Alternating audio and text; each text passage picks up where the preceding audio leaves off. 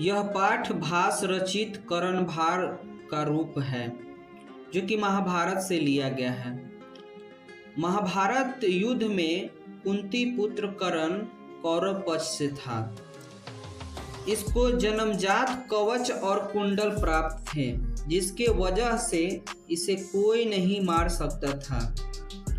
इसलिए अर्जुन की सहायता करने छल पूर्वक भेष बदलकर इंद्र कर्ण के पास जाता है। जब कर्ण गंगा स्नान के बाद सूर्य देव की पूजा करके आ रहा था, तभी इंद्र ब्राह्मण के रूप में सामने आ जाता है और बोलता है कि भिक्षाम देहि, भिक्षाम देहि। कर्ण बोला, भगवान मैं बहुत प्रसन्न हूँ, मैं आपको नमस्कार करता हूँ।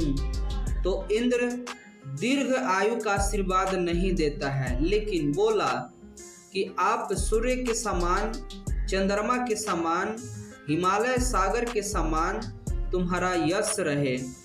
कर्ण बोला, भगवान आप क्या चाहते हैं? तो इंद्र बोलते हैं कि मैं भिक्षा चाहता हूँ, आप मुझे भिक्षा दीजिए। तो कर्ण बोला मैं आपको हजारों गाय देता हूँ। तो इंद्र बोलते हैं कि मैं क्या करूँगा इन गायों का, कुछ दिन इसका दूध पीऊँगा और फिर ये जो है खत्म हो जाएगा, मैं इसको क्या करूँगा। फिर कर्ण बोलता है कि मैं आपको हजारों घोड़े देता हूँ। इंद्र बोला क्या करूँगा इन घोड़े का, कुछ समय चढ़ूँगा फिर क्या।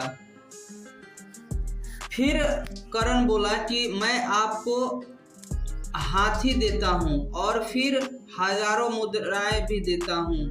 कर्ण बोलता है ऐसा। तो इंद्र बोले कि नहीं नहीं, मुझे नहीं चाहिए। फिर कर्ण बोला कि मैं आपको पृथ्वी जीत कर देता हूँ। तब इंद्र बोलते हैं कि क्या करूँगा इस पृथ्वी का। अंत में कर्ण बोला कि यज्ञ की फल देता हूँ। फिर बोला मैं अपना सिर काट के देता हूँ। तब इंद्र बोलते हैं कि ऐसा मत कहो कर्ण, ऐसा मत कहो कर्ण, ऐसा मत कहो कर्ण।